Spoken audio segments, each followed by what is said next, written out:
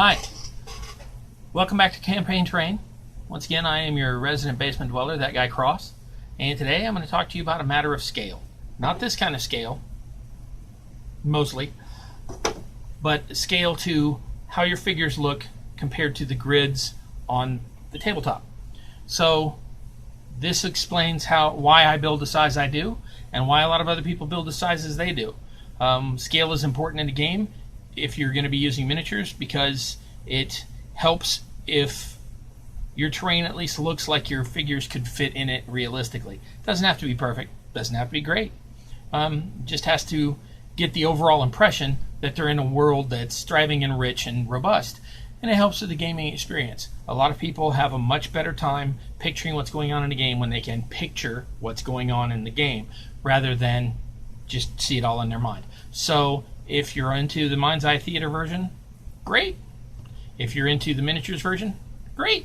If you are, this is a primer on how to decide what scale works for you, with a few notes on what scale works for me and why. I hope you enjoy.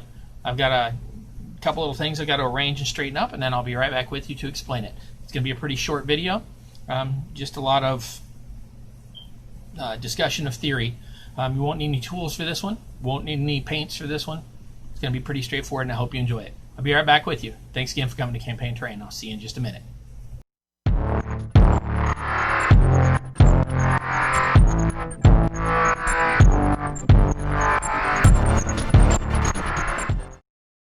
I'm going to jump right into this. I'm hoping not to turn this into a history lesson. I'm going to run through the ancient history from the 70s and such really quickly, and then get into the more modern things, but you kind of need to know where scale is coming from in the gaming industry. Originally, Dungeons & Dragons used everything on a quarter-inch hex grid paper. That quarter-inch wide was 10 foot. That's why your square on it was your basic 10 foot by 10 foot, as everybody knows that phrase. Your basic 10 foot by 10 foot was 1/4 inch square. That was when everything was done on paper. Once they started using miniatures, then that scale was quickly noticed to be too small, and they switched to modern. Between there and now, modern D&D comes out to 1 inch equals 5 feet. The reason for that is 1 inch is really easy to deal with because, for example, the old square bases, that's a 1 inch by 1 inch. And the newer round bases are 1 inch in diameter. Now you do end up with some strange sizes that are like, this one's like 1.25 inches. And this one's, I don't know, 1.5 inches, 1.75 inches, depending which way you go with it. I get my minis from all over, so that scale is completely off to begin with unless I cut them off of these bases and put them on the more modern round bases. I do that sometimes, but not very often. Now, what scale actually means in these types of models is from the base of the foot, that's right here, to the eye line, which is here. So that should be about 25 millimeters. 25 millimeters is 98.6% of an inch. So just shy of an inch. And so that's an inch from there to there, pretty close. The figure, if laying down, in modern humans with our diet and all of that, we come out to about 6 feet tall on average. So that should be to the top of the head. 6 feet should be 1 1/5 inches. However, in medieval times, we've got halflings, we've got dwarfs, we've got gnomes, we've got gnolls, we've got malnourished humans, we've got wood elves, which by most mythologies are shorter than high elves. Then you've got the high elves, and then you've got the really larger races like half-orcs and orcs, things like that. So the scale is all over the place. Modern minis represent that. They have 25 millimeter figures, there's 28 millimeter figures, there's 30 millimeter figures, and I'm not sure what scale this is. I think he's a 31 millimeter. So that scale gets a little strange to play with. So most of us have to take our best guess at it. To do that, I've gone through years of trying to decide which was going to work best for me. And that 1 inch square has never made sense to me. If you look at the way a person stands, when they're moving, when they're running, when they're being active, that puts this gentleman's feet 5 feet fully apart, which is bizarre. Nobody stands like that. You'd be spread-eagled. So you just have to take your best guess at it. So we're going to use the base as the general measurement. Well, that base, most people don't stand 5 feet across, plus he's taller than an inch. So if we use the inch standard, it should be something closer to 3 or 4 feet rather than 5.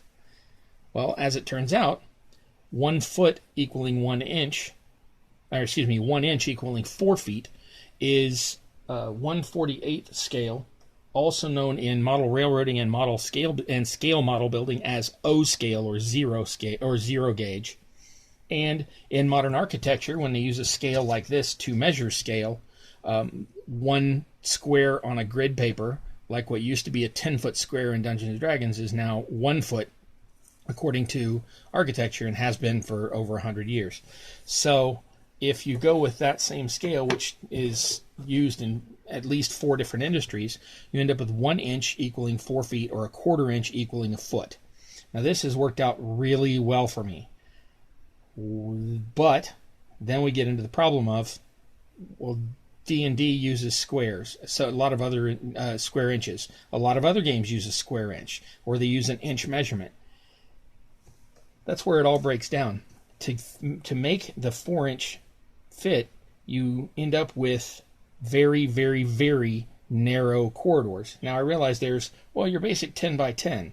Well, that's well and good in a castle. In a castle setting, you may end up with a 10-foot square. Now this is based on a 1/4 inch being 1 foot. So this space from the center line to this inside edge of this wall is 1 1/4 inches. So that's 2.5 inches across, or 10 feet. So if you look at it, 10 feet by 10 feet looks about right. You'll have 2 people walking abreast, and that's fine. If you end up with a much larger monster, you might have some problems with that.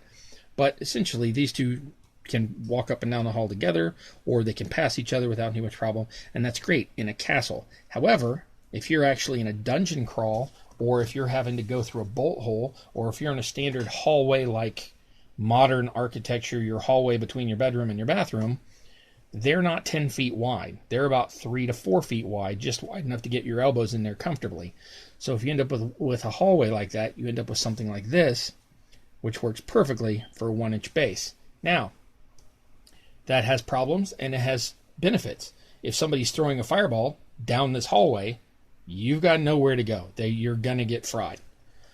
On the other hand, if you've got a huge monster chasing you to the back of the hallway, and now he can't get into the hallway because it's too narrow, that's an excellent benefit for your basic human or elf-sized character.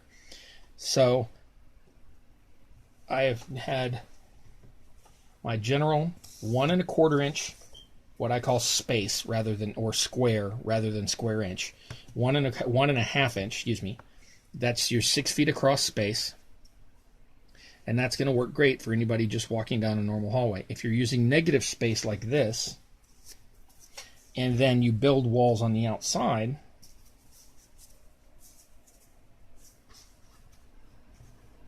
that gives you a 6-foot wide hallway, which is a normal, it's fairly normal size hallway. That's not too out of place in a normal business or home or anything like that. If you're in a pub and you're going between, say, the main room of the pub and down the side hall into the back by the stable to get your horse, a 6-foot wide hall might make great sense. Also, so would a 4-foot wide. If you need, with the 1 1/2 inch scale, to end up with a narrower hall, with the way we build most things out of different types of foam, this is EVA, this is that floor mat foam, but you can also do the same thing with the XPS, the styrene foam, and you can add or subtract walls if you need to. You'll notice here I've pinned these on. So if I need a hall that looks to be 4 feet wide, we're good. If I need a hall that looks to be 6 feet wide, we're good. And if I need a hall that needs to be 5 feet wide,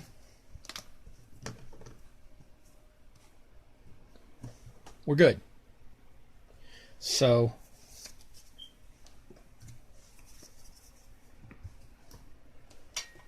that is why I use the 1/48 scale or the O scale or the 1/4 inch equals a foot or the foot equals or the 1 inch equals 4 feet, however you want to look at that. Now, again, when I'm playing, I typically don't use a grid pattern at all. Most of my rooms look like this, but it's still built on that same system. Here's one that's got the 1.25 inch grid. I use this one a lot. I'll put 5 or 6 of these out, make a larger room. Then I'll use something for negative space to create the walls, or I'll put some of my wall pieces around the edge. But this is still 6 inches across, which is 2 of most people's dungeon tiles. So 6 inches across, but it's 4 squares instead of 6.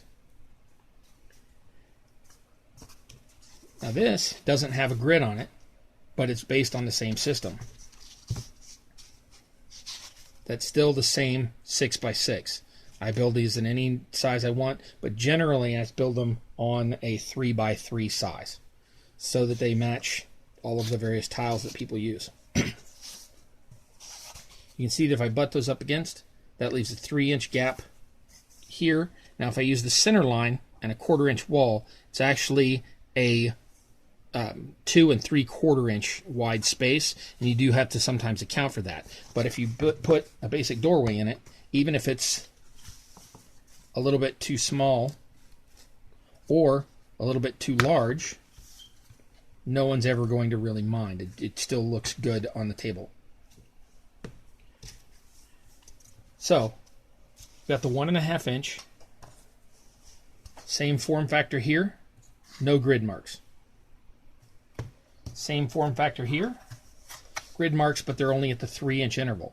So instead of having one every inch and a half, I've got one every 3 inches. And then here's the one with the more form factor most people are used to, which is the smaller grid, except these are 1.5 inches instead of the 1 inch. But they'll all still fit butted up against other people's 3 inch tiles.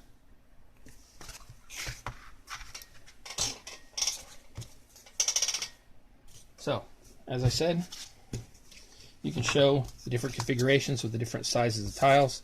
They'll still butt up. I just made these because I don't typically use 2x2s.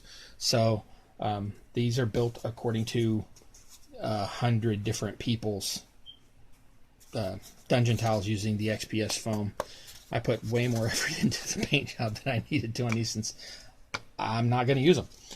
Now, I did use Jeremy and his patron Kurt's idea from Black Magic Craft, and I built a couple of these dungeon stackers.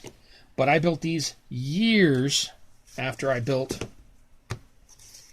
what I call my stair steps. Now, both of these fit this same form factor. It's 3 inch by 3 inch. It'll butt up against any of these tiles. You can step straight up from there onto there. This is a slightly different form factor because it's the 1 inch by 1 inch. Now, even Jeremy said that he doesn't like the squares on his tile, on his dungeon stackers, he calls these. So most of his don't have those extra lines, but you can still see that it's the 1 inch by 1 inch. Now, that looks great if you want to use that scale of step. But here's where I have a problem with it again. Once you start putting a figure on it, that scale quickly becomes ludicrous. If you look at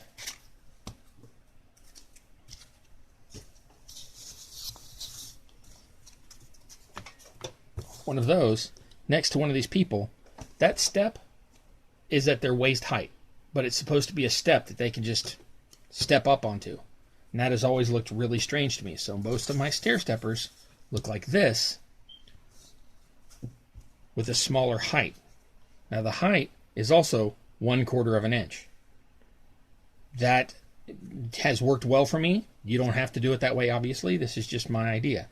The problem with that is you have to make the stairs stick out far enough where it looks like somebody can step up it, but you can sit the piece on if you want to. or the figurine if you want to. So if you want to fit your mini on a stair and have him not fall off, you're going to need at least a 1/2 inch wide.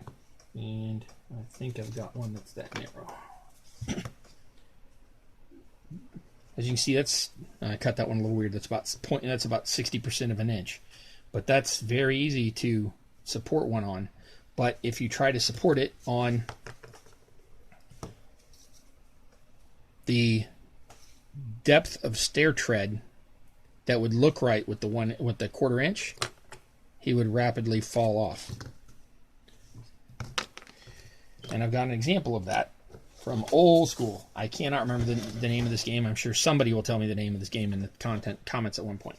As you can see, based on the old, even back in the day when this figure and this tower came out, that fit most figurines. Even with his little horns on his helmet, he'll still fit through there. Notice his head is actually below the little black skull on his helmet.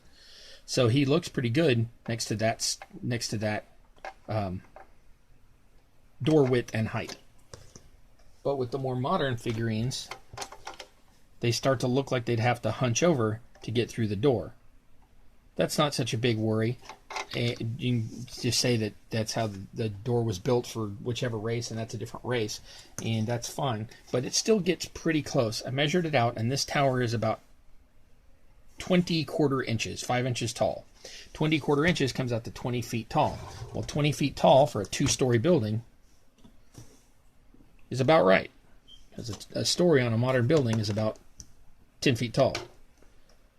So that works out well. But then you have problems like this disastrous stairwell. First off, if you look compared to this door is halfway up a floor. This door should be this high. But even beyond that, you get the stairs, which look great. They're in scale. They are wonderful. They look good together. They're nice. They're half the width of a character, or of a miniature. And the moment you sit it upright, he's going to fall off. And there's no way you can put him halfway up the stair. You can't say, oh, he's got the upper ground because he's halfway up the stair, because, well, how do you show that? He just falls off. So, this is why I've been thinking about scale for so long. So, as you see me build my builds, a lot of people are expecting me to build in this scale. That's 1 square inch, and I don't. I build in this scale, which is 1.5 square inches. And I have many ways to sit that up, and they all work fine, and they'll butt up against other people's tiles, and it works great, unless you are specifically using the 1 inch equals 5 feet square. Let me show you one other example. If you have a modular tile system, and it's coming into a non-modular cave system, and you were to build your modular cave with 3 inch wide spacing for either of these scales, it's going to butt right up against that. So let's just say that you had built a 3 inch door. It would butt right up against that other platform. Also, you could say that you have a platform come in and drop into a room, and you could build it. That's too long. And you could build it like that, and it's still going to fit the 3 inch form factor, and then your pit figures could come running in and, you know, jump off the end or climb down some stairs or whichever they needed to do to get to the next level down. Or up. You could be going the other way. So up is fine too. So I've talked a lot. This video is pretty short. I'm going to talk some more, but that's the gist of it. So if you want to cut it off now, great. Just remember, please like and subscribe, and I thank you for it. If you want to continue, great. And we're going to look at just a couple or more small things.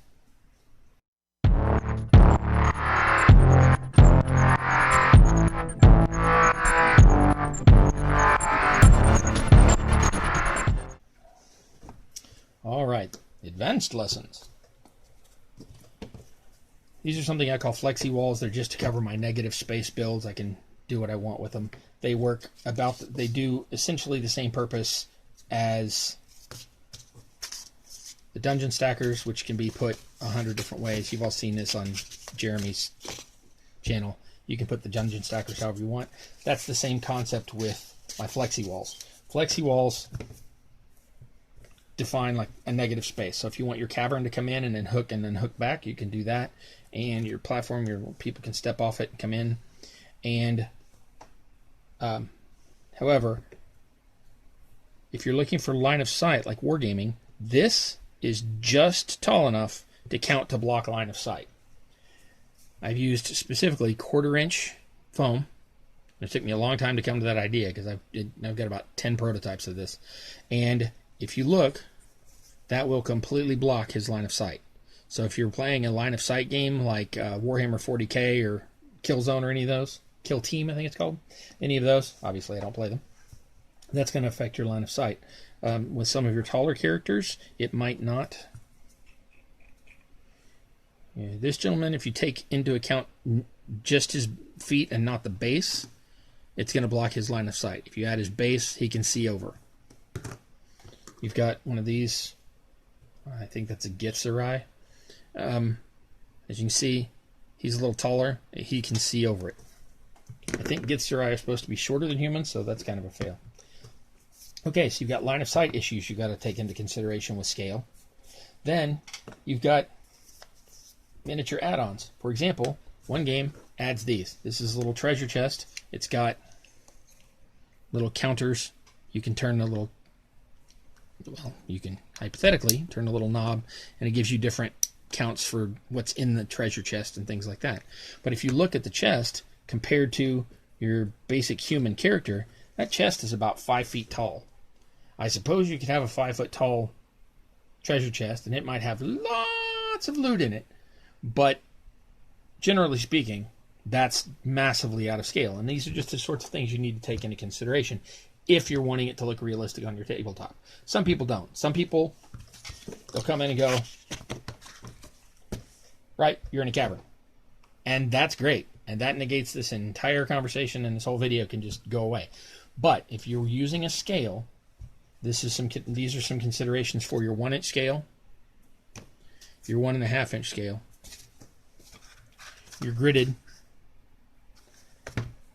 your half gridded,